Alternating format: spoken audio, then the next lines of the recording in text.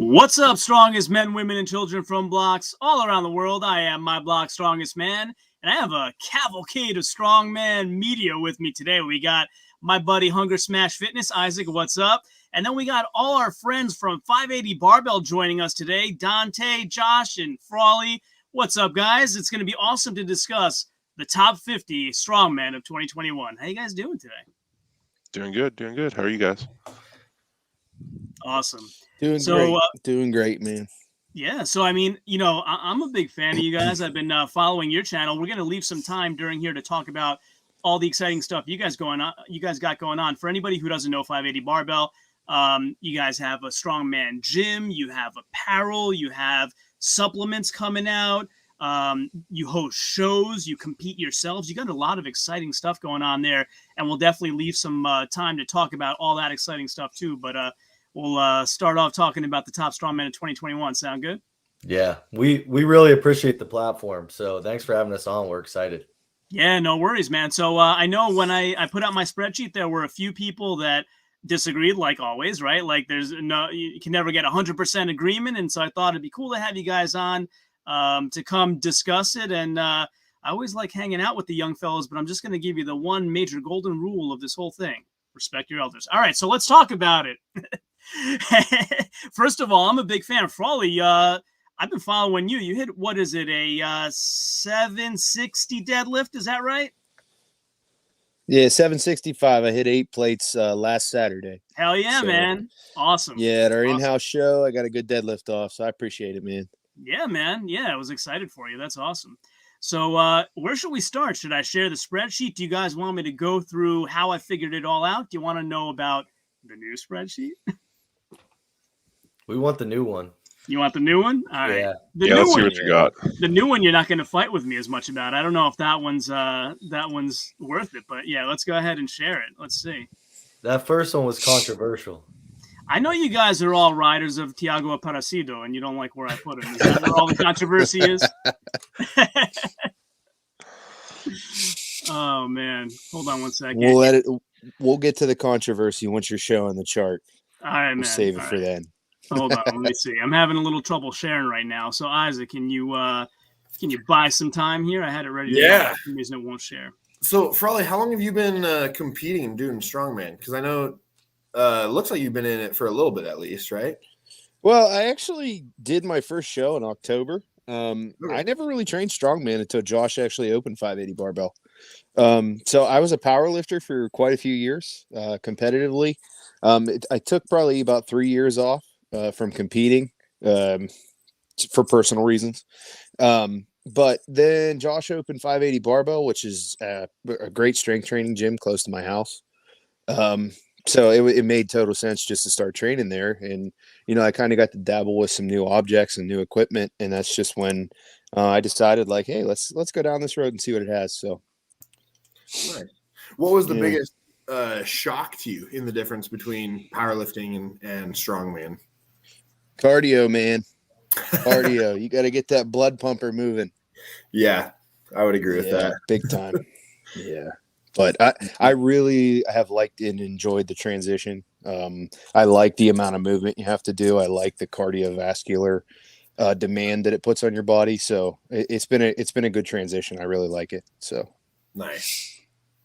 Yeah, I did a little bit. I did 1 or 2 powerlifting meets and everything, and I don't know. I just found it kind of boring, and everyone sits by themselves, and they're all angry in their own corner and everything. And then the first strongman comp I did, I was hooked. I was like, man, this is awesome. You like every event is completely different. You never know what's going to be at the show, kind of like, and it's just a giant family basically. I didn't know anybody there, and by the end of the night, like we're all going out getting drinks and everything, and I was like, this is pretty awesome. I can do this. Yeah, sure.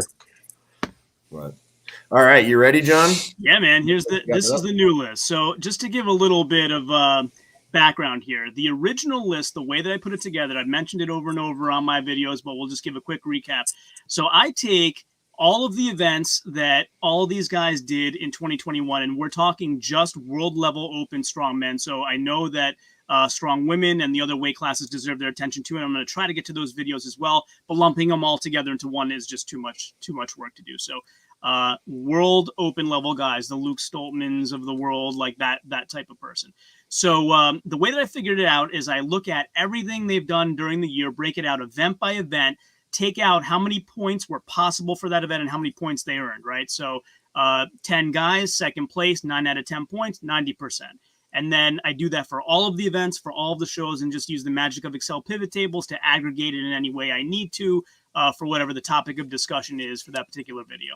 So got a little bit of pushback the first time around because guys who didn't compete very much, like Martins Lisis and Iron Bibby, got a lot of credit because when they did compete, they dominated. So I think there's actually merit in both lists. The first list, and I don't want to, offend anybody out there, but I'm going to anyway.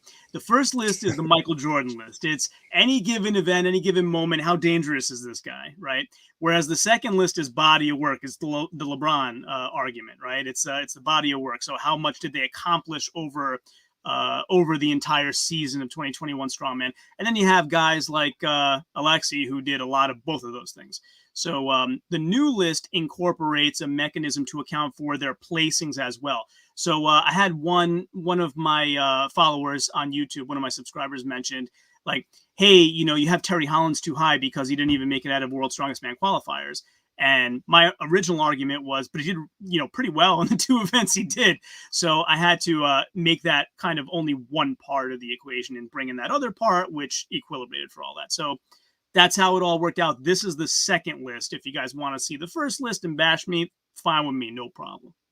So I just off the bat, like that sounds like way too much math. I don't know. I'm not a fan of that. Well, here's the thing. Somebody's got to do it because no one else is. Yeah, I'm like a big eye test guy. So this is like the complete opposite of like how we do it. So I appreciate someone's doing the other side. Yep. You're doing the hard stuff. I'm with Josh. Like, oh, this guy could beat this guy. There's no way he should be ahead of him. So I appreciate the actual analytics side of it.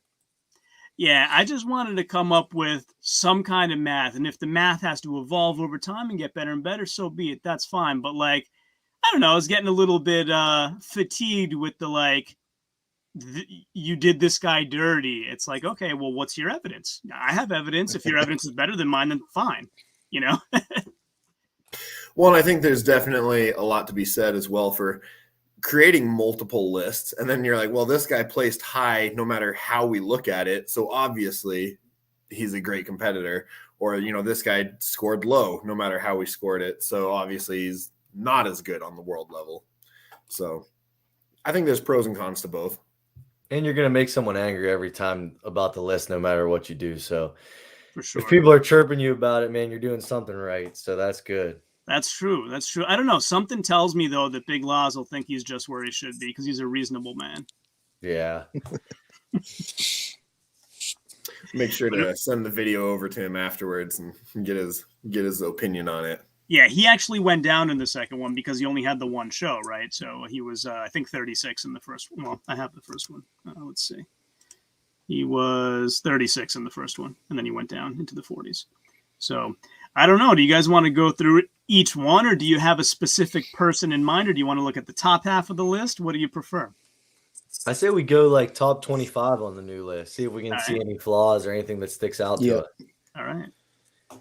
There you go. There's your top 25. So people that visit my channel know, like, I'm not good at all at burying the lead. So there's your winner. Well, like Novikov, I was shocked if he wasn't going to be one because just how, like, the absolute volume and how well he consistently did. I just think it was kind of like, I don't want to say like a revenge tour for not doing as well as people thought he was going to at Worlds, but he was just so consistent the whole year, So it was like, I was going to be shocked if he wasn't one. I actually didn't realize until I, did all the research and looked at the data that he made 7 out of 8 podiums. Worlds is the only podium he didn't make, which is insane. It felt like there was like a 2-month stretch where I was seeing him on a podium at a huge pro show every single weekend. You know what I mean? It's just, he's so impressive and so well-rounded. It's just insane. Yeah. And 3 of those were wins. And one thing I think about, like, guys like Novikov, I mean, he's obviously absolutely huge for an average person, like, but he's I kind of like the way he's changing the top level of strongman, where it's like athleticism, and you don't have to be just like 375 pounds, 400 pounds.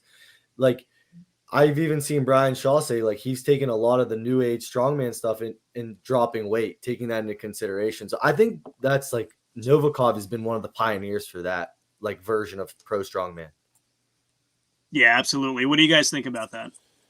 Yeah, I definitely agree towards that, especially with the way some events are starting to line up. I don't know if I should put this comment on the screen as dogging Dante a little bit. I seriously just cracked. I just laughed so hard. I just popped up for me too. That's great. And it covered him. Thanks, Nick. Is that what you guys call a friend? Oh yeah, he's our buddy, man. People think we're getting in fights at our gym all the time because the way we talk to each other. It's just busting chops. Yeah, if we're not busting each other up, we're pretty much real good friends. That's how we act. So nice. By the way, I just want to take one quick moment to shout out one of my awesome supporters on my channel, Guan Jun. I don't call out your name enough, but huge supporter of everything I do. Member on my YouTube membership, Guan Jun. What's up? Yeah, I think a name on here that kind of jumps out at me as a little bit of a surprise, and feel free to correct me with what you guys think, but Trey Mitchell at number 6 is kind of surprising to me. I mean, he did win the Shaw Classic, right? He did. I counted his Texas Strongest Man win too, so that boosted him. Okay. So that's how he kind of catapulted. Trey is so impressive to watch. Yeah. Up and coming too. Big time. Who do you guys think in the top, like out of like the top guys, like not even just this like top 17 or whatever, but who do you guys think is going to be the next one to get a title that hasn't already? Like Trey or Ev. A lot of people say Evan will.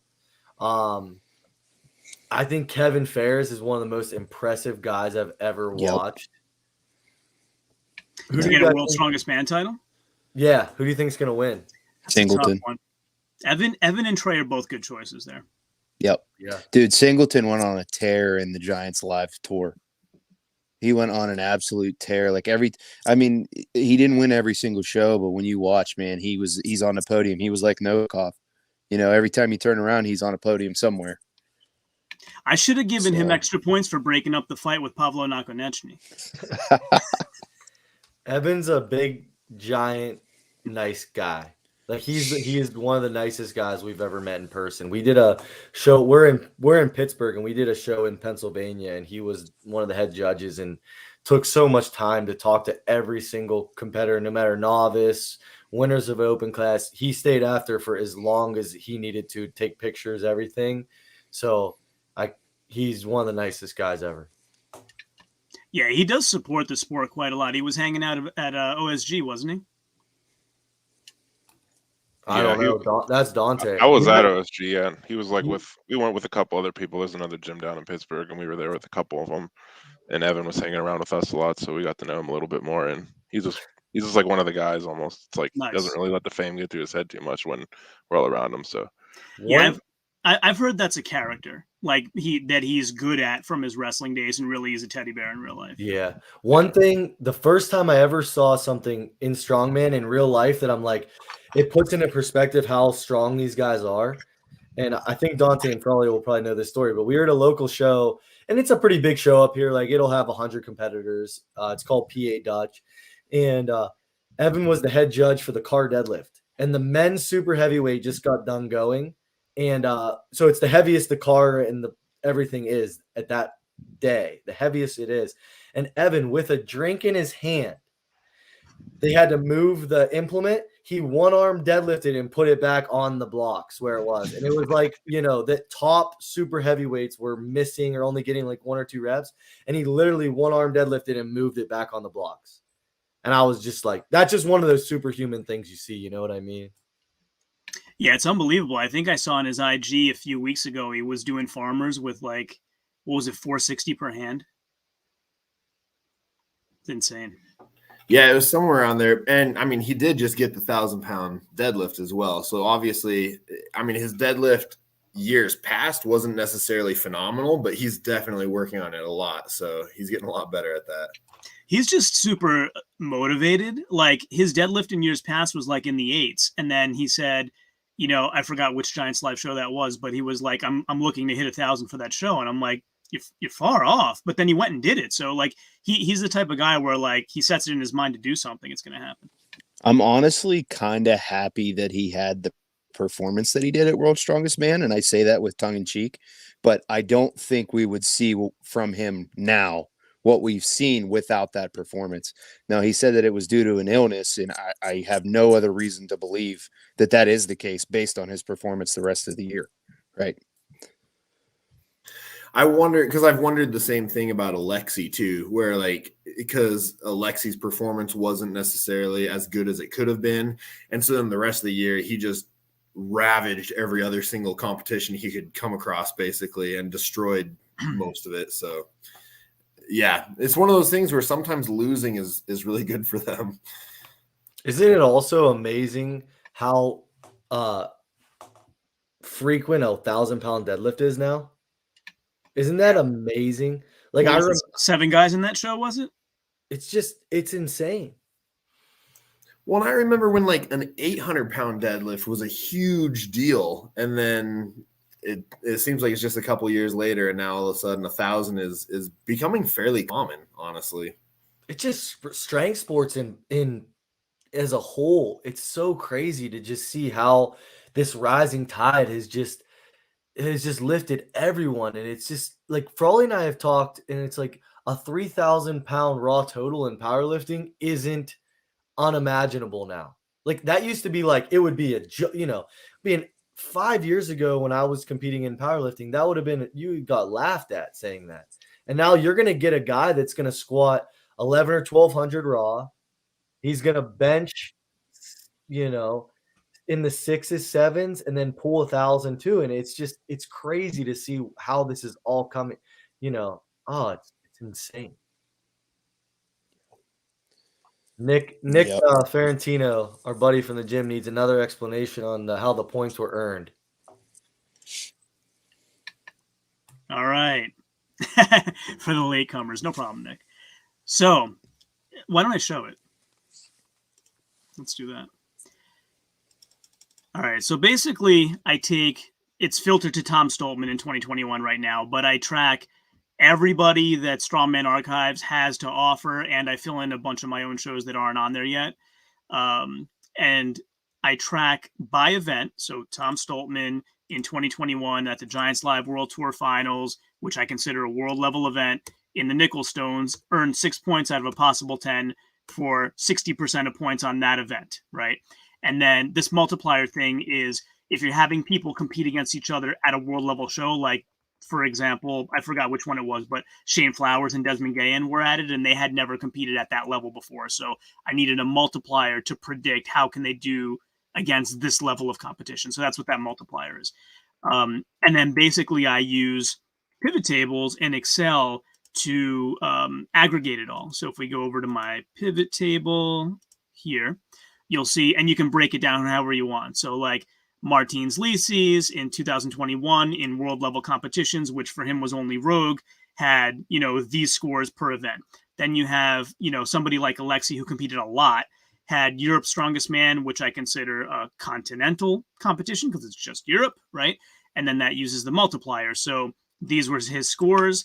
And if you're comparing against a world level of other competitions, it gets multiplied down. So that's basically how it works. Then his world competitions were Arnold's UK, Strongman Classic, World Open, World Strongest Man, What's Dubai, What's Strength Island, Rogue.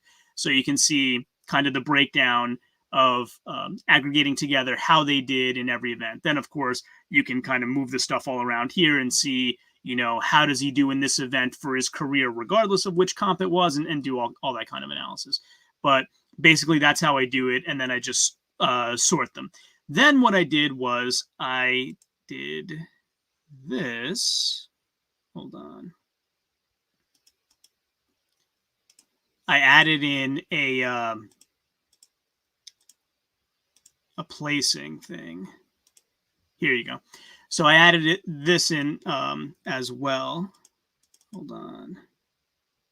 Sorry, it's hard when I'm sharing. I have kind of a bar over my my tab, so I can't see it.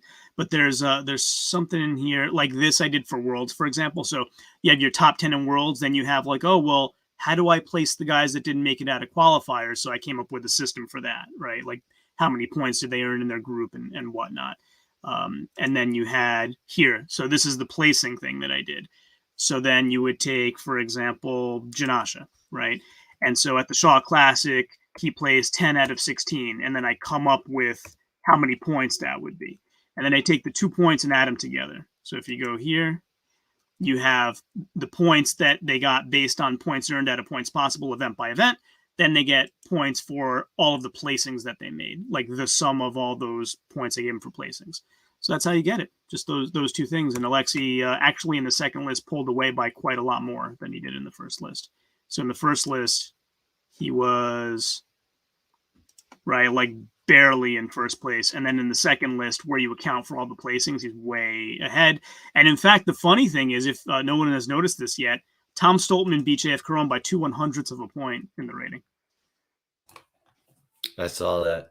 So scroll down on this list real quick. I got some. I'm gonna start calling some people out. All right, how far down? Go to 17. How's Travis? Do not call out my boy. I know he's your boy. Do not call out my boy. Is this biased? Travis is the best friend of the show, but it's all math. Now, this is why I can't get in trouble, because I use math and it's defensible. Travis did really well in a lot of SCL shows. He won SCL Portugal this year. He beat Travis Ortmeyer beat Irvin Toitz, who has competed at a lot of world's level competitions at SCL Portugal this year. I'm like I said, I'm an eye test guy. Like, so I get like, okay, Martine's volume wasn't there. Right. But like, I look at like Bobby Thompson right under Travis, and I'm like, if those two were to go, if you can, there's not an event list that you can put together that Bobby wouldn't beat Travis in my opinion. I think Bobby would beat Travis in almost anything. I mean, you do 5 moving events, but that's never going to be a show. You know what I mean? Like a realistic show, I think Bobby beats Travis 10 times out of 10. So like the head-to-head aspect isn't included yet. Right. I don't know how to mathematically do it. I have to figure that out. Right. Super impressive numbers though. Like this is like Nick, I see he said in the chat, I'm so impressed. It's incredible. It's right. Like it is insane. Thanks, buddy. I appreciate that. Thank you. Wes Claiborne is another one. He is so strong. He shocks me. Yeah. He's like one of those. Then there's guys who are like haven't competed at the World Giants Live level yet that are also very strong, like Josh Silvis and Marcus Crowder and Spencer Remick. Spencer actually did compete at a Giants Live North American one year, but I didn't include them in this list because they deserve their own list. Was OSG in here as like a partial credit or something like that? I remember. No, only if somebody competed at. So it's hard to do because open world-class level guys have the path through Giants Live to World's Strongest Man, and nobody else does. So when I do my list for everybody else, OSG will be the qualifier to get on my list. But for these guys, you have to be like in a Giants Live World path to qualify. And then if you also happen to have competed at OSG, then I would include that. One that I am happy to see that changed, and this is no disrespect to the man with the world's strongest shoulders, but Iron Bibby at number 2 in the last list was crazy talk. Just crazy talk. The guy is an incredible presser, don't get me wrong, but as for a well-rounded strongman, I believe that he took 3rd at one Giants Live, correct? But having him at number 2 is just crazy. So again, that was like he did one show and took 3rd without doing the last event. So the first list was more focused on if I had to face this guy in any given event, how dangerous is he rather than body of work. Iron Bibby won the Hercules hold at that show. So he's not just a presser. I'm actually learning that. He is getting better at moving events. He's still definitely statically, he's a monster. But he is getting better at the moving events. I'd still take Alexi or something like that over him any day of the week, basically. No question. low underrated mover, big time underrated mover is Singleton, in my opinion. And Oh, I'm yeah. I'm interested in what other people have to say. And not enough people talk about his moving events. But yeah, just real quick to sum up Bibby, though, look at what he did at the Strongman Classic. He won the Hercules hold, 8.5 out of 11 points on deadlift for reps and 7 out of 11 on frame. He was no schlub on things that weren't pressing. See, that's the I type of stand stuff we don't corrected. take into account. That's cool. I stand corrected. Math! Yeah, there you go. We're like we said, we told you, we prefaced that we're eye test guys. Big Yeah, time. nah, it's all good, man. It's all good. Go. So let me ask you guys a question. If we look at the list, so World's Yeah, Strongest right. Blacksmith said that he trains with Wesley, and it kind of sparked a question with me. So I want to see what you guys think. Like, and I'm not trying to call people out or anything like this, but like, so do you guys think that for World's Strongest Man, people like Oberst and stuff get the pass over guys like Claiborne because of their personalities? Like when it gets to those last few spots, Zero doubt about it. There's zero. because I doubt. think I'll go back to the argument. Like I think Claiborne beats Oberst 10 times out of 10.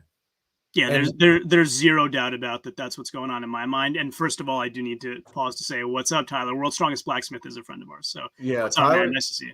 I would be curious to see like what Tyler says if he knows Wesley, like he said, like he's trained with him. He seems like a guy that's just like not a social media guy at all and like doesn't promote. And you know what I mean? Like seems like his wife kind of does some stuff and That's come up on our live streams in the past, and like almost every time it seems like it's everyone's opinion that World's Strongest Man and stuff, they hand pick who they want showing up because it was originally designed to be a TV show, and so they're looking more for that theatricality and all that side of it. It is a strongman competition, but it's still a TV show. So, and I don't know if Wesley necessarily presents with that to the point that Colin Bryce and everything wants them to, basically. 100%. You know, we had Anthony Furman on our podcast recently, shameless plug, but he made a really good point that, you know, because I always get mad about World's Strongest Man and stuff like that, but he's like, you got to understand, they already have you as a number. Like, I'm going to watch World's Strongest Man regardless. So you have to understand and accept that they're trying to get the outside. They're trying to get my dad. They're trying to get the random dude that's just flicking through the channels. That for the first time, you know, Anthony kind of got through my head, you know, and it made sense to me. And in that regard, Obi's head is the star attraction because that thing is a planet in and of itself. I will say though, super nice guy when I've met him, like super nice guy, but it's like, yeah, he was one of the judges at one of the contests that we did a little while back. And yeah, super nice. But the first thing I noticed when I walked up, I was like, his head is as big around as my waist, you know, like this. I thought I saw him at the zoo the other day, but it was a bison. Yeah, he looks like a turtle. His traps are so big, it looks like a shell. When I saw him at the Arnold last time, it's unbelievable how big he is. But he's one of those guys, like his rise was so early. You guys remember, like, what was that, like 2014, 2015? And he just took over. Like he was a guy that was talking and you know, saying like everyone needs that bad guy, the guy that talks. Well, I think that was one of the reasons why Eddie Hall was such a big hit too, is because he plays that persona, you know, and like everyone who's met Eddie in real life is like, no, he's a super nice guy, he's super chill, whatever, down to earth. And then you see him on TV and he's a complete jerk and, you know, running his mouth 24/7. And so I think that's why World's Strongest Man, you know, Colin Bryce and everything likes that, is because it gets the attention, it gets the viewers. Yeah, same thing we said with Singleton, right? That's that wrestling background. Yeah, he could be that guy, you know. Now, the one counter argument you can make with Wes Claiborne is he had a way in through OSG and didn't make the top 3, but that's against a lot of guys. So it was, you know, tough competition. Yeah, it's like, you know, I see this list and it's like frequency, but we know Ken McClelland. You know, he was a coach of ours and stuff. And I wish it's biased on my behalf, but I wish he would just finally get that shot to be in that 25 at World's Strongest Man, because he's not getting any younger. But he is so impressive when you actually get the chance to see him compete. And there is a very large pool of people that agree with you. I've actually been very close to getting him on the show. We couldn't work it out schedule wise yet, but hopefully Ken's coming on soon. he cusses a lot, so make sure you guys warn him before. He'll have a huge dip in, and he's gonna cuss. All right, but sounds good. He gets screwed because he's an alternate every year, but when someone drops out, they don't want another American because it's a worldwide, it's supposed to be world's strongest man, not America's strongest man. So they always put in someone overseas ahead of him, which stinks. But look at him at OSG, barely lost to Safikis and beats the guys at world's strongest man. He beats Pritchett. He lost to Hollins by, I think, like a half a point last year because he dropped that Farmers. But, he's right there with guys. Like you said, Terry Hollins did good at those two events, right? Yeah. And Ken's beating him at events. So it's just a little bit of bias.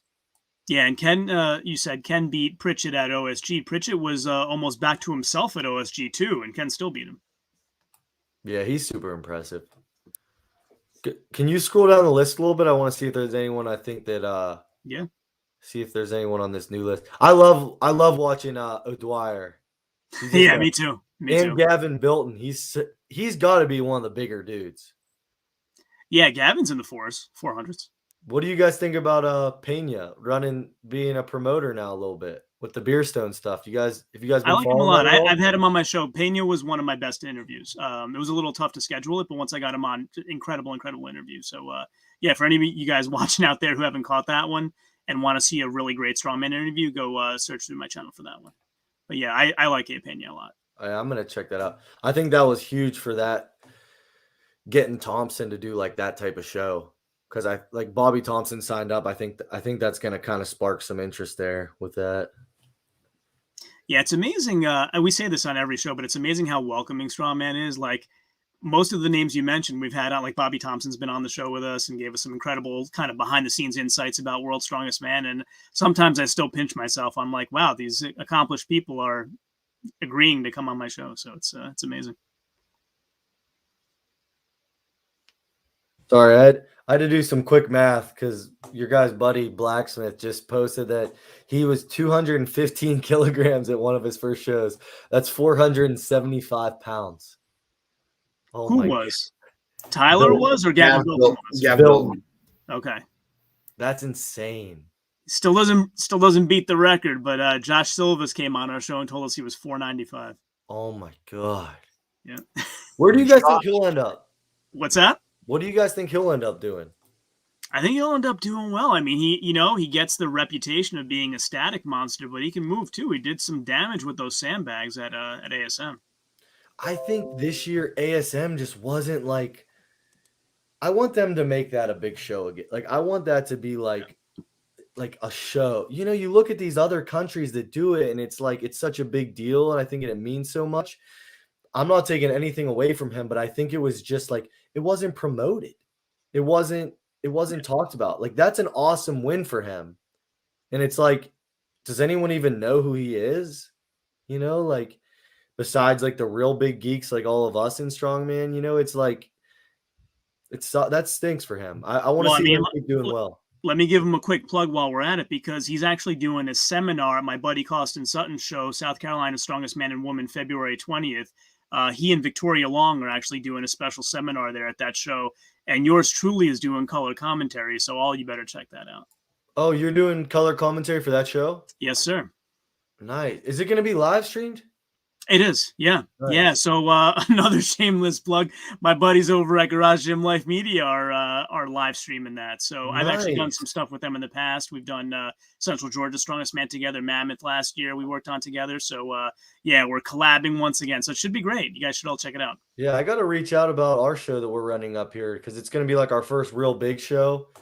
Kind of like think of it as like a regional show moving forward for Strongman Corp. It used to be like a Platinum Plus. Mm-hmm. But yeah, talk about getting a live stream and stuff. But Costin seems like he's doing a good job. There hasn't been shows down that way for a long time. I got some buddies. They used to, all those guys from down in South Carolina used to have to come up to West Virginia to compete by us. So it's cool to have a presence. But I'm a new Strongman Corp state chair. So he is He's a fellow state chair. Okay, awesome. He's been reaching out. He's been very supportive of 580, so that's been really cool. Cool. That show looks like it's going to be awesome. Yeah, he's a great guy. Oh, did we lose Frawley? Let me add him back in. Sorry. Hey, Frawley. Sorry, I just noticed we lost you. My bad. No, that was my fault. My phone was dying, so I jumped on my desktop. Sorry, guys. Yeah, no problem. No problem. We're saying all good stuff about you. We have a fan from Mexico, man. That's awesome. What's up, Jose? That is awesome. Without a doubt, the return of Litzis. Greetings from Tamaulipas. I was a huge skeptic. I was very skeptical of Litzis on his comeback, and I had to bite my tongue. What an impressive win. Yeah, I mean, I didn't say one way or another because I don't like saying until I see it, but it's difficult, even with Kieloszewski, right? It's difficult to say until you see what happens on the return. And you got to say a lot of good things for a guy that's out that long. He got hit by a car and he comes in and destroys everybody. Like, he beat the world's strongest man by beating him at his best event. Like, you can't say much more great stuff than that.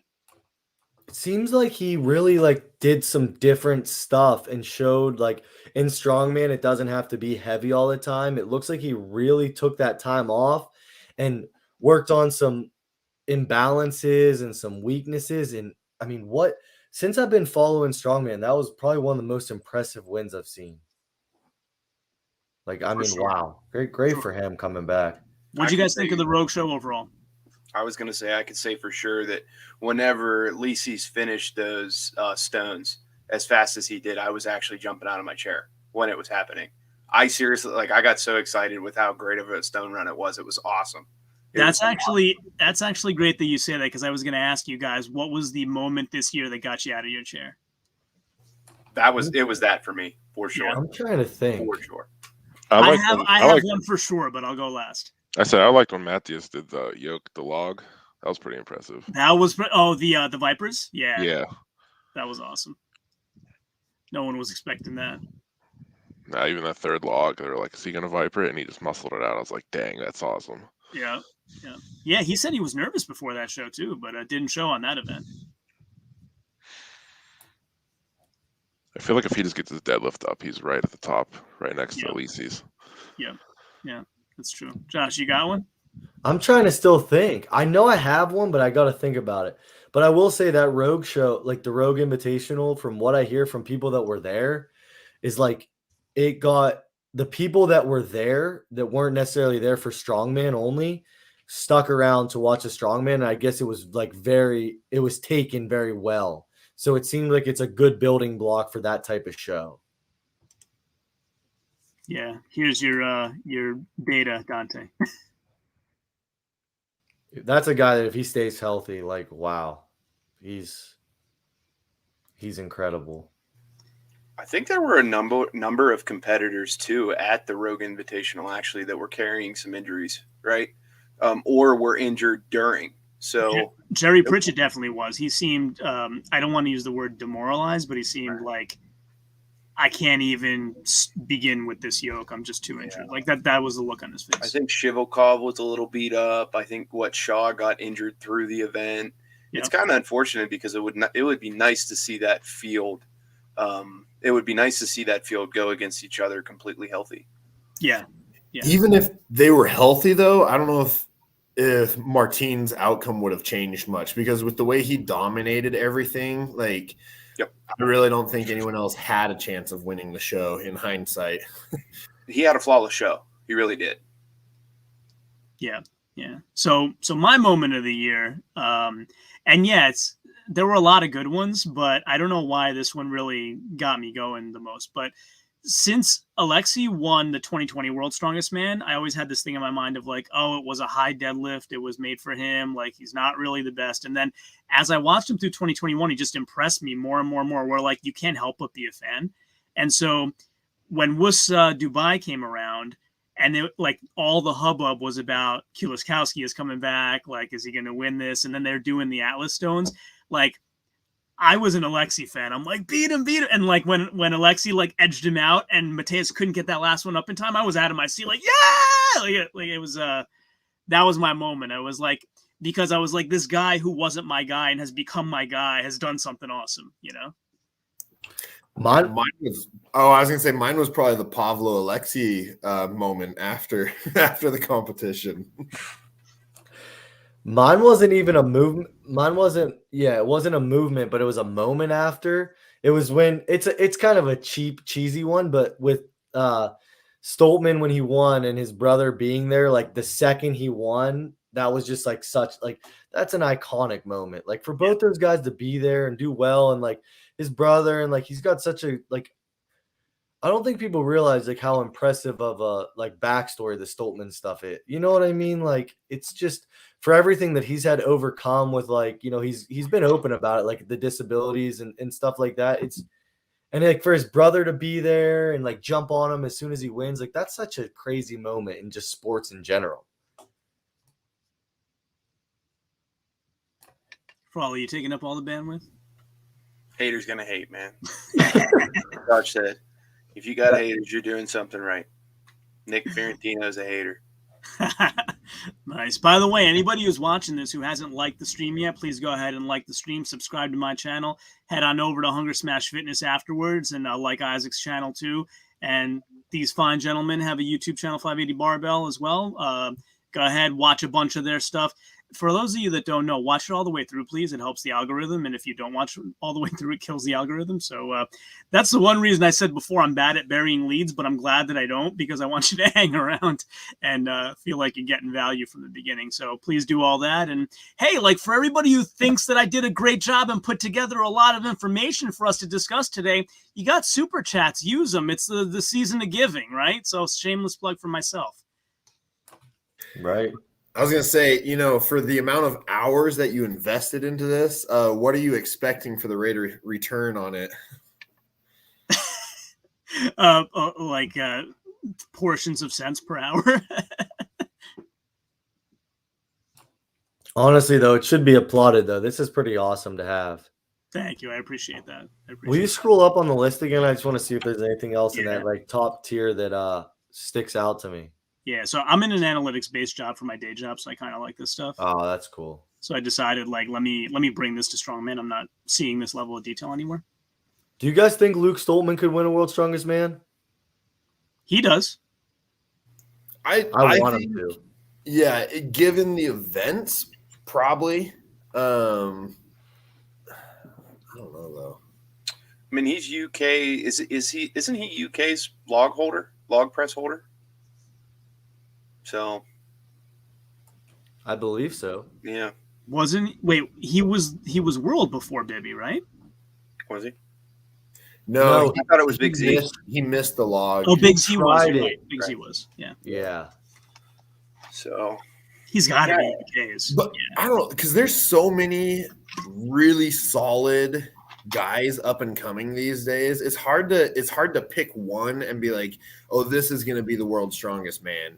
I mean, because even just looking through the list right here, I mean, because with Alexei, Tom, Luke, Evan, Trey, like, given the right events and the right day and, you know, the full moon and whatever else, like, I mean, it's kind of anyone's show, basically. I think it's so event specific.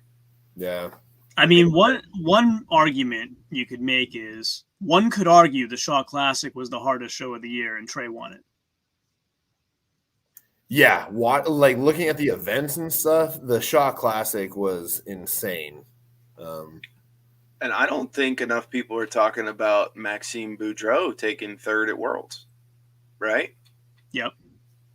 So I was just gonna say that, Frawley.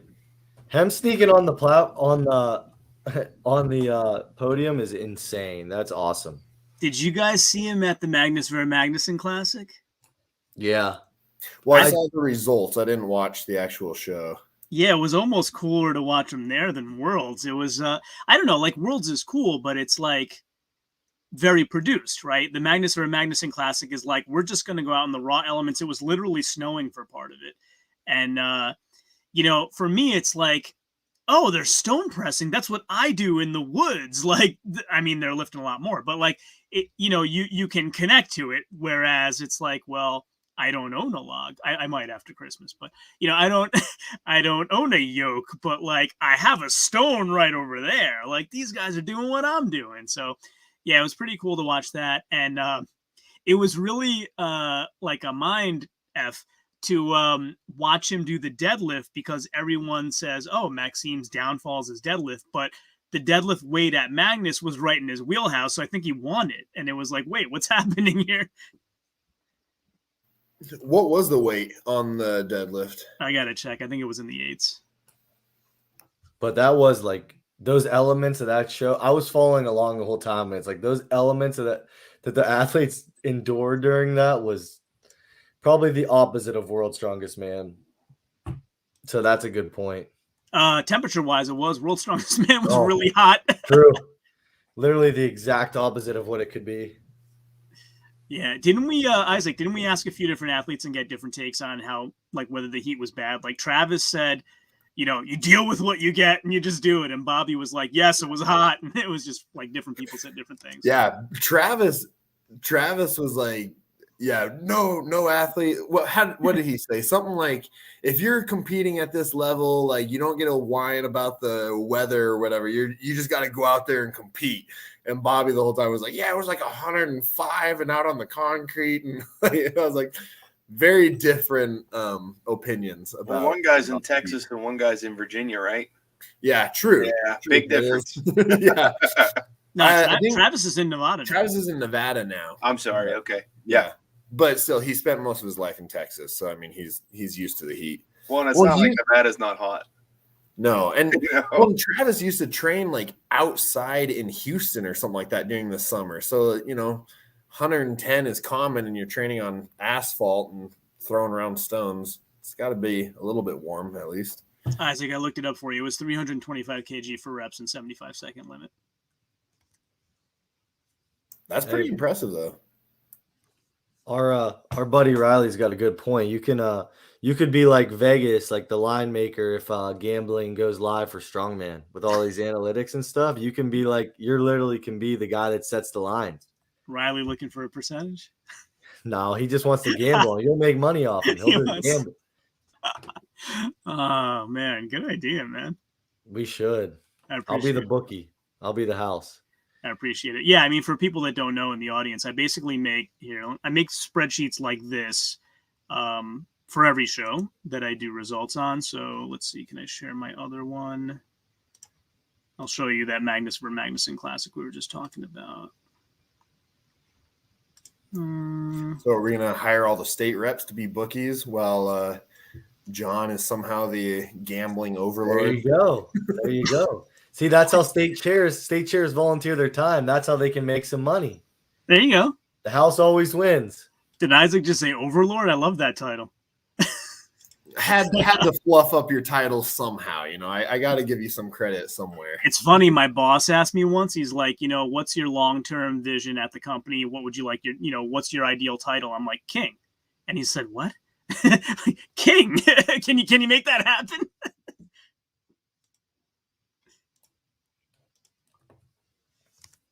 Yeah, so like I do stuff like this for every show. So like I have the breakdown of events, then I'll have the competitors, then I'll have, like their accomplishments.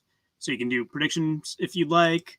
And then I have like actuals on what happened on each event. So this one is the stone press. And then I have like my detailed notes of what I saw. And that's why I feel like I can give, a lot of detailed analysis in my videos that you may not find in other places. So, but yeah, on my channel, I have my membership and I make all these available. So I've had people ask like, hey, can I get a hold of those awesome spreadsheets you do? And so I did it for very cheap, probably too cheap for all the work I did. But yeah, so they're available on there. That's super impressive. Thank you. But yeah, let's go back to our other list. It's cool to be able to, like you say, like if some guy like myself is like, oh, well, this guy thinks, it's cool to have those numbers to back it up. So that's awesome. Yeah, because I mean, I've gotten before like, oh, how in the world could you say that? And I'm like, well, like this. You may disagree, but this is why. Like me with Iron Bibby. Yes, but you like where he is now? Yeah, I see how you got what you got. That's Okay. what I'll say. Cool. Okay, so here's a question for you because I could use the tip on how to make this better. How much credit does somebody get for a world record? Discuss. That's a good question. I think, is it more important to be a record holder or is it more important to win a title? Right. I think personally, it's better to win a title than it is to have a record. If it was me, I would want to be known as, let's say, world's strongest man versus world's strongest log presser. That's just my opinion. I'm sure that's open for debate, but I would rather be known as the best overall versus the best of one event. That's an interesting take. It's interesting. I think some of these records are starting to just get like, it's like how long, like, I don't know, it just gets old, like having all these records and like I'm all the way with Frawley here. Like, how long have we been trying to beat Big Z's record, before we could do it? Like, I don't know. I don't think you should even get a, like, I like the way you have it broken down. The only thing I would say maybe is like have more of a tier system for what you consider like a top show, like SEL, not be like even near like World's Strongest Man, or you know what I mean? Like you'd have to have like a ranking system for those types of shows. So it's even more of an emphasis when it's more competitive. But yeah, I think it's awesome. Yeah, I have that system in place already. We just disagree on whether SEL is world, but I can knock it down a step. Sure, I had 9 steps in my tier already. So. Right. Yeah, I know. Or Myers, your boy though. He seems like a good person though. So I won't. Oh, he's awesome. I won't chirp him too much. He also has the best story ever told on my channel. I had to break it down into like 4 or 5 episodes because it was just so much good stuff. Yeah, I need to go back and watch some of the older stuff too. Like before I kind of got put onto you guys, like, and even not able to consume everything. Like I want to see him, and I want to see Pena on here, some other people. So yeah, he was good.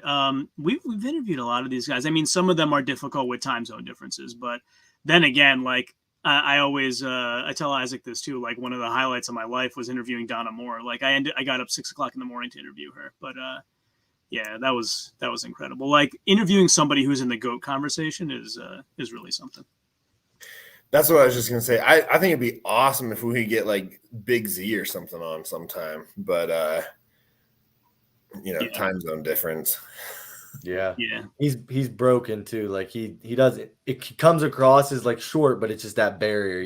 Like the one time I met him, you could tell it's not like he was trying to be like, rude or anything to me. It's just that disconnect. It's tough, Right. But, well, even like because like I had JF on a while back, and like his English and everything is fantastic. But even then, like every now and then, it's like, well, he is French based, and I don't speak any French, and so there was just a couple things every now and then that I think I ended up cutting out most of them.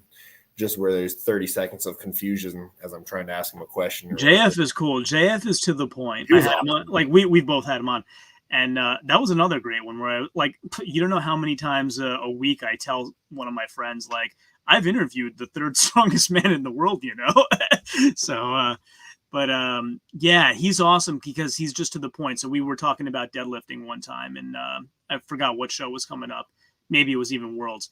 And I said, well, what do you think of whether it's going to be a 13-inch or a 9-inch, whatever? He's like, if you're a strong deadlifter, you will win. He's like, he doesn't BS around. That's a good answer. I like that answer. Have you guys ever had an interview and it just like, and if you don't want to mention it here, just tell me, but have you guys ever had an interview and it just completely like flops and like you can't even run it or like something like that? Yes. I ran it anyway, and I won't say who it is. I'll tell you off the air. I don't think I ever had any that completely flopped, but there were definitely some that end up being significantly shorter than I was originally planning, and they did not go nearly as smoothly as I was originally hoping. So, some people are just more gifted talkers, gifted, like, I'll keep mentioning Travis. He's a gifted storyteller. Like he can talk forever. Bobby was good too. Bobby can really, he's a good. He told us a lot of stuff about worlds that I never would have thought of. Who else? Even Athor with like a little bit of a language barrier. He and I had a nice discussion together as well. Chris Van der Linda's a nice guy. He's real cool to talk to. He's an awesome follow on Instagram. Yeah. I like following him. Yep. And a lot of the ladies, like Jessica Fithen, is a freak. I mean, I don't know if you guys heard, she quit Strongwoman now because of bullying, unfortunately. But yeah, she's an awesome chat. I had her on 2 or 3 times. That one we had Isaac with Jessica Fithen, Haley Randall, and Lauren Wells, was it? That was awesome. Oh wait, no, I was gonna say Ingalls, but we had her on separately. Never mind. Oh, Leifa was on with Leifa Ingalls was on with Gabby Bergholzer and Rebecca Lorich. She was on. That was a good one too. One. Yeah, that was a good one. Yeah, too. that was also a really fun one. Yeah. Leifa was one of the first 2 women, she and Sandra Bradley, to walk with the Husafel stone. It goes back to like the point we made earlier, how it's amazing how welcome, like from the top down, how welcoming and awesome people are. It's like crazy. Just we have a small gym that started as a small gym in like Beaver County, Pennsylvania, and some of the guys and girls that are willing to come on our podcast and talk, to help us grow has been amazing. So, Yeah, I had Jacob Finnerty on the other day. Did you guys hear about his new world record? Stone press, 320 pounds. Oh, yeah. I saw that. I forgot about that. I did see that. Now, it was actually, that was contested at the Magnus Vera Magnuson Classic, and Athor decided to tie his record instead of going for a new one, and then Jacob Finnerty beat it a few weeks after, so that was pretty cool. But yeah, but like you say, they're very welcoming. Like I'm talking to him, I'm like, I do that in the woods too, not 320 pounds, but he was very encouraging. So I saw Colin Bryce on a live stream finally acknowledged Thor's deadlift as the world record. Oh, really? Yeah, this past week or 2 weeks ago or something like that. It was the first time I ever heard him say it. So it was, yeah. That's crazy. How do you guys feel about that? Just real quick. So my thoughts like evolve over time, but my initial thought was, it wasn't done in competition, so there wasn't an opportunity for someone else to beat it by more. So yes, like you can't pretend it doesn't exist, but as an official world record, no, it's not. I may have softened a little bit on that over time, though. I get what they were trying to do. Keep putting out stuff, putting out content for the viewers and the fans and everything. And I understand that side of it, but kind of the same with John, where it's like, I wish it would have been attached to some actual competition, or I wish it would have been something where there's other competitors who also have a chance at this record at the same time. Same with like how like the Rogue Invitational and stuff, they had, record breakers going on as well. And Giants will do stuff like that too. So kind of more along those lines. But at the same time, given with how everything was set up, they were just trying to find something to put out content for fans. And so it's kind of the same thing with like, people have said the same about Tom's stone over bar and all that sort of stuff. And it's like, maybe we need to put an asterisk next to it compared to other lifts that have been done in competition with other people competing for it as well.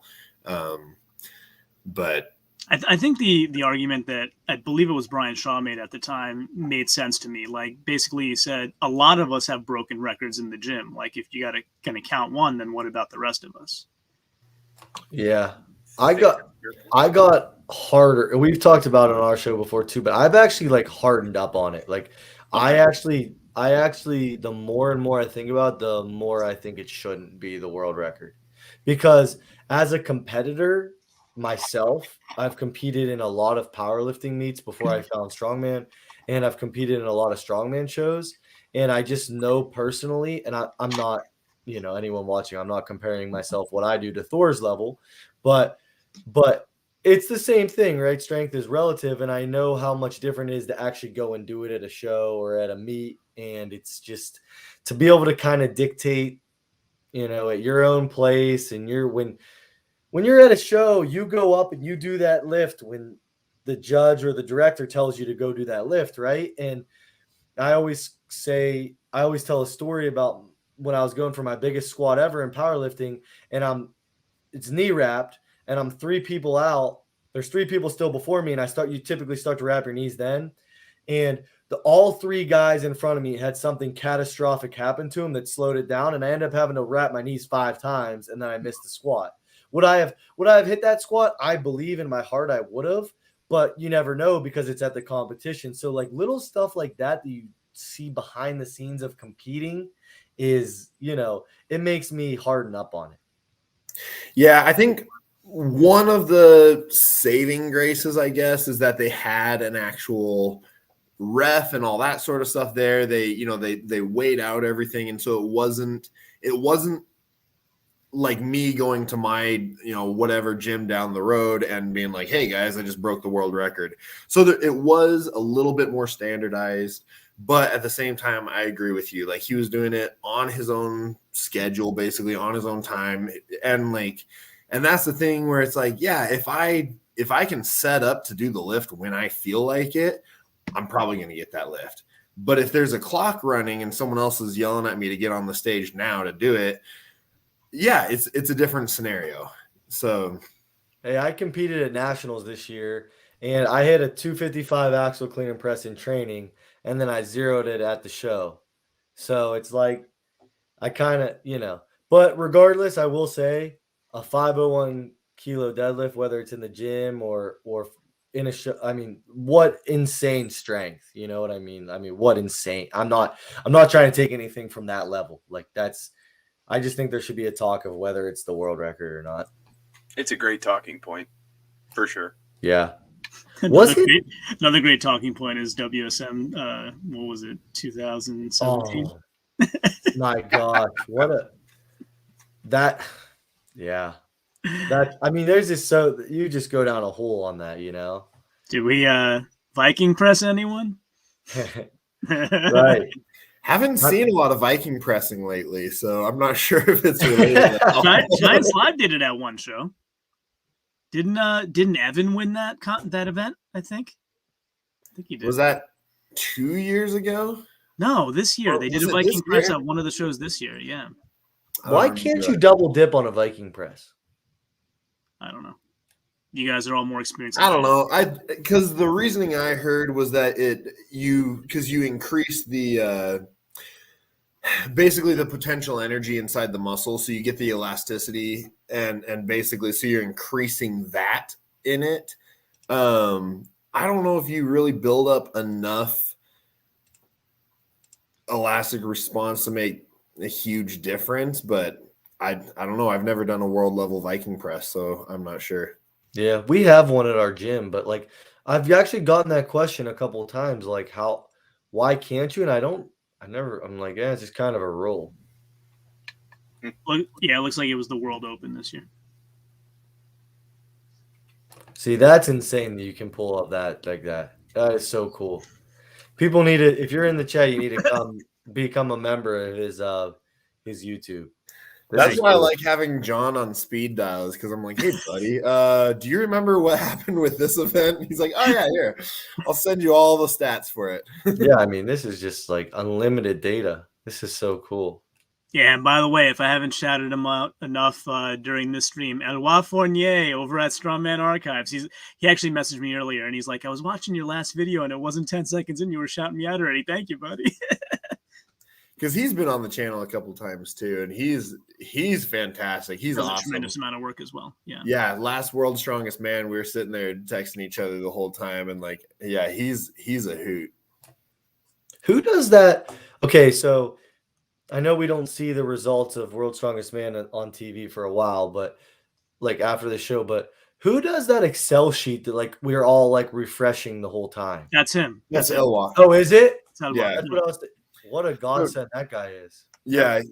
Because he has multiple friends that go to events if he's not able to go to it, and then they'll be sending him real-time updates, and then he'll be the one updating it. So it's a group effort. So like does like the organizers for World's Strongest Man, do they get upset at that? Do they know that's a thing? Like I don't know. I think they know it's a thing. Yeah. I don't know. I mean, like all the pros that I've talked to all know that it's happening. So I'm assuming that the organizers know. Because that's a whole other thing. We should have a whole other discussion maybe next week about content sharing. Like, hey, should I be sharing to the Shaw Classic? Hey, should I be sharing video from like Isaac and I are like very timid and afraid of sharing any video from anything because he got hit with a warning one time, and so and you were just it was just Instagram, right? You didn't even show like actual YouTube video. Sorry. I was zoning out there for a second. Yeah. Yes, it was Instagram pictures of Giants Live, I believe like Isaac and Travis were talking together on his channel about Travis's performance, and they were looking at World's Strongest Man Instagram, and he got hit for that. Yes, so we pulled up, that's what it was. We were pulling up the World's Strongest Man Instagram. We played some of the videos on that and got hit for that. Yeah. But yeah, Shaw is a good example. Yeah. We love Brian Shaw, but yeah, maybe have a little bit of different ideas of how the Shaw Classic. I feel like the way Shaw runs it, though, he just he kills all the enthusiasm for the show. Like, I know he's trying to help the athletes and everything, but since no one's allowed to talk about it or anything like that, like Laws was saying, like none of the Redditors are talking about it. Like, there's no hype built up. And so it's a fantastic show, but no one's talking about it because they're all worried about getting in trouble.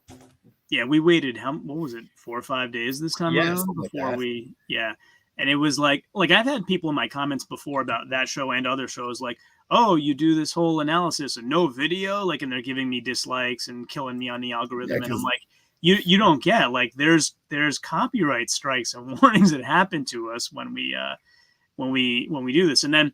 Like Big Laws did a video, and Liz, sorry, she probably does most of the work, did a video recently about the same topic, like top strongman of 2021. And they showed like little video clips, but then it occurred to me, they were at a lot of those shows. It's their own camera, so they can use the footage because it's their footage, like unlike me, where I would be copying it from, Giants Live's Facebook, which I don't want to do. It would be kind of cool to like drop World's Strongest Man. Like, remember they used to do it in like third world countries and stuff. And like, it was before social media. Like, social media is just a monster now. Like, it's so hard. We're going to find out, right? But it would be so cool to have them on like an island, like a remote island, like where we don't even know. And then like make them sign like something like, hey, I'm not going to even talk about it. And then we actually have to find out like legitimately. I mean, that's a lot of work, but that would be so cool. That would be cool. Yeah. You mean like no Wi-Fi, no phone, like nothing on the island? Take their phones when they get there. No motor car, not a single luxury. Yeah. Man, isolated from society. I don't think most of those guys could survive that way. No. Do you guys think Shaw should be competing in the Shaw Classic? Ooh, man, we got enough material here for like 7 different episodes. Yeah. This is great. That 580 barbell back on. Yeah. Oh, yeah. Anytime, man. You guys are welcome anytime. If I didn't make that clear, then it's clear now. Anytime. It's fun. Yeah. And don't let me ramble on too much, man. We got to give you guys time to talk about your brand and all the cool stuff you got going on. So jump in and do that whenever, please. Sure. Does anyone have anything else to say about the rankings before we kind of plug away? Yeah, I mean, I think I just a last question for you, John, is how long did it take you to put that together? Genuinely. Well, it's ongoing, so it's all year long. Yeah, it's hours every week throughout the year. I mean, it is so detailed. It's a lot of cussing back and forth over IG as he's complaining about messing stuff up, or it's a long process. You know why? Because at the beginning I cared too much. Like I would do it, and someone would disparage it, and I'm like, I must be wrong if they pick something out, so I have to go redo it. And then I had to get to a point where it's like, if I have, not that I get 1,000 views in all my videos, but let's say I get a good one and I get 1,000 views. I'm like, there could literally be 1,000 different opinions on how to do it. I can't accommodate all of them, right? So I just got to do my best and hope that it's good enough. And that's it. Yeah, the product is the product, right? Yeah, exactly. Yeah, but yeah, to answer your question, it's multiple hours every week, and I have a family and little kids, so I'm basically like my kids are sleeping now, so I can do a live stream. Like I work a full-time job and I do this like in the middle of the night. Well, hats off to you, honestly. Like, guys that are pushing Strongman, like, no matter the payout, like you said, you probably make like maybe cents on the hour with all this work. It's hats off because it helps everyone, in Strongman. It's really appreciated and cool. That's what we're kind of trying to do over our way too. So, that's awesome. Yeah, we really appreciate, the outlet. 580 Barbell, we started as a strongman gym. We're in Beaver County, PA. Got a really awesome strongman gym down there. And we're just trying to grow the brand. We're not trying to be just a strongman gym. You know, our YouTube channel is just 580 Barbell.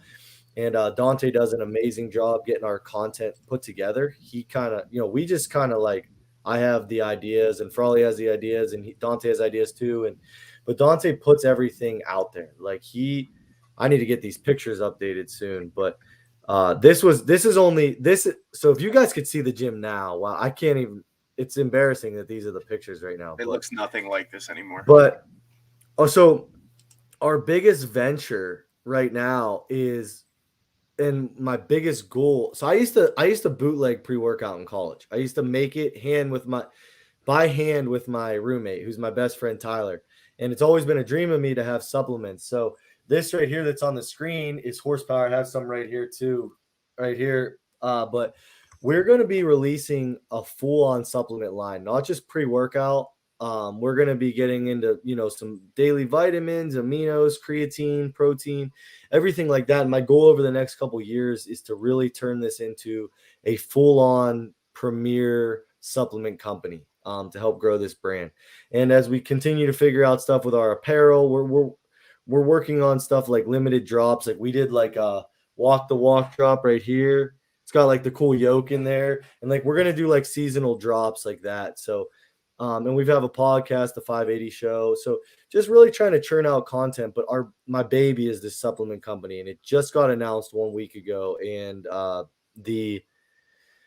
I guess just the feedback and the support has just been unbelievable. We're going to have a little promo video come out for it in the next couple of weeks, hopefully, and just continue to grow it. So we're already working on our second flavor. It's going to be mixed berry, and then we're going to kind of dive into the next few products. So my goal is to be one of these big companies that's at every, you know, like how Cerberus and all I don't want to, you know, give away free ads, but you know, all these companies that are supporting Strongman, I want 580 to be able to do that. Like I want our 580 Diamond to be at all these big shows and local shows and have booths. And that's kind of that's my biggest goal over the next couple of years, is to have that diamond you guys see on there, you know, be represented at shows and be a very known brand. So, yeah. For those that don't know, what does 580 mean? Yeah, I was just going to ask that. Good question. So, okay, so we started our strongman gym in a corner of my cousin owns a CrossFit gym, and I own the strongman gym, like in the county. And I'm so thankful for him because he gave me the opportunity. We used to be in like a 10 by 10 corner in his gym, and that was like the strongman. You know, eventually we overgrew it. We outgrew it, and we rented a garage, and then we rented a bigger garage, and then I finally fell on the building that we're in now, which is like a huge 7,000 square foot facility. And our landlords upstairs we're in a basement, big warehouse type gym, and our landlords upstairs are a military veterans club. So, you know, it's a bunch of veterans that serve the country, and their post number is 580. And we didn't have a gym name. And my landlord, he wrote 580 Barbell on an envelope when we were negotiating leases and everything like that. And it just clicked and it just stuck. And so 580 was started as like an initial honorary thing to, you know, them, the veterans that are above us and they're our landlords. And it just kind of stuck. So 580 Barbell, that's kind of how it was born. So, yeah. It's a great story. That's a great story. We have a lot of veteran friends in Strongman, so it's a great story. Oh, yeah, it's great. But it's just like we've only been a gym for 1 year. Our 1 year was when I first announced the gym, it was December 8th last year. And we didn't really even open until February officially. And to see how far the gym and everything has come in 1 year, like I'm so thankful for everyone that supported and allows us to do this. I just can't wait to see in a year or two from now, because I know what the last year's brought. So in the next couple years, you know, I want to be a premier brand. So I think we're going to make it happen too. We've got a lot of people that really care and that really will do whatever for that, you know, that diamond. And it means so much to us. So to give us an outlet like this, you know, it means a lot. We're trying to do whatever we can. So we appreciate it. Yeah, absolutely, man. Absolutely. Doing great things over there. And we're happy to promote you for sure. Yeah, we're growing the YouTube, trying to get on your level. It's a slow grind, but man, Dante, like with our podcast, we added the visual aspect recently, not recently, but within the last couple months, like have our podcast on YouTube. And Dante's really taking the production to the next level. Just every single episode is he's just getting better and better and better at it. So it's like people like that are on my team and I have in my foxhole that's like, Dante doesn't have to do that. He's just helping me because he cares about 580 barbell and wants to see us succeed. So, it means a lot. So I think that's why our brand's going to be very known in the next couple of years, is because how many great people we have involved, So yeah, I can't speak highly enough of my team I got. That's fantastic, man. Yeah, YouTube for people that aren't creators is much harder than people realize. We're gonna be dropping a video. I got like the hottest hot sauce I could buy, and it's gonna be Meatheads Try the hottest hot sauce. And Frawley looks disgusted, but I'm gonna get some people to try it. And we're trying. We started a series, Meatheads Try. Like we went and did like a boxing fitness class, Okay. and we run like a sanctioned or an unsanctioned, just like in-house show to get new people into Strongman. We had 16 people try Strongman last Saturday. We call it 580 Strongest. We've got a sanctioned show in June called Battle at the Bridge, and we sold it out like 200 days before the show. Wow. Like it's the support. I know I sound like a broken record, but the support is insane. My fiance, I think she's in here right now, but she blows steam out of her ears because I keep letting people sign up for the show. We were supposed to only cap it at 60, then it went to 70, then 75, and now we've got like 82 people signed up. So I got to stop. But yeah, just the support up here for Strongman is insane. So if anyone's interested, especially in supplements, reach out. If you've got a little local show or a sanctioned show, reach out. We'll bring a booth out. We're trying to get booths at some shows, so we've just trying to get our name out there. And yeah, it's so surreal to have all this product in hand finally and hear great feedback from it. So it means the world to us to support a little small and upcoming business. So I'll cut it there. Frawley and Dante, if you guys want to say anything, but 580 Barbell is so thankful for you guys, people like you guys, to give us a platform. You covered it, man. You hit the nail on the head. I won't add anything else that you already didn't say. So, Yep. Where's the merch available on the website? Yeah, it is. We just finished up our first merch drop, so there's nothing out there right now. But about end of February, we have an awesome drop planned. So we'll be promoting that in the next couple months to get people to order that. But we've got an awesome spring drop plan. So yeah. Fantastic. Exciting stuff for the future. And I speak for Isaac in saying I'm really happy you guys could jump on today. We had a spirited discussion without bashing me too much. So that's always a good outcome. No, thank you guys so much again. And it's so awesome to see what you're doing. So keep doing it. And, we appreciate, having allies like you guys. So thank you. I second that, man. Thank you. And real quick, we talked about the men for most of the time. What's your best strong woman performance of the year? It's gonna be Kate Gutwald at the Arnold in a couple months. That's our girl right there. I don't want to say up and coming because she's been around for a little bit, but I think she's gonna finally get her pro card at middleweight in Arnold. I got to give her a shout out. She's a huge supporter of 580. She lives like 2.5 hours away from us, but she's down at the gym all the time and supporting us. She travels out there, so I got to give her a shout out, and awesome. I think she's going to get her pro card here in the Arnold. Okay, cool. Send her my way. We'll do an interview. There you go, Kate. Yeah, she owns a local meal prep company, so she would definitely be on it. She's like the nicest person ever. That would be awesome. That would be awesome. Yeah. So that's the future. But looking backwards, like I find it hard to pick between, because I had them both on the show, Inez Carrasquillo and Erin Murray. And also we can't forget Nadia Stour. She had a right. Well, like look at the girls we were talking to Furman, and look at the girls. Not like Camby, his coming out party was Clash, right? And like it seems like he's just taken over, like the middleweights, not the heavyweights, I guess I should say. And look at the girls that got the started getting the recognition from Clash. Yeah. It's great. Like the record breakers there. It seems like that's been a really cool stepping stone for a lot of people. I think Furman's I think he's doing a great job. He's onto something for sure. Yeah, absolutely. Yeah. That was a great show. That was a great show. Yeah, I think he's going to keep improving it too. He just announced that my weight class is going to get our chance for the seat at the table here in August. So I'm going to do everything I can to try to get there. That's sweet. That's sweet. And then I keep thinking of more, like, I don't want to forget people. Victoria Long, I always consider, like, whenever somebody brings her up, I say, oh, the unbeatable Victoria Long. Like, people laugh at me, but that's how, whenever she's in a show, like, bet your money on Victoria Long. Yeah. I do that same thing all the time. Like when we have our podcast, the second it ends, I'm like, man, I wish I would have mentioned this person, or man, you know what I mean? It's crazy. Yeah. The second it ends, you're like, oh my God, I just wish I would have mentioned that person. There's just Strongman is in my opinion right now, it's peaking again. Yeah. And there's so many, you can't even mention anyone, like everyone. Annabelle Chapman had a really good year. Who? Annabelle Chapman had a really good year. There you go. Yeah.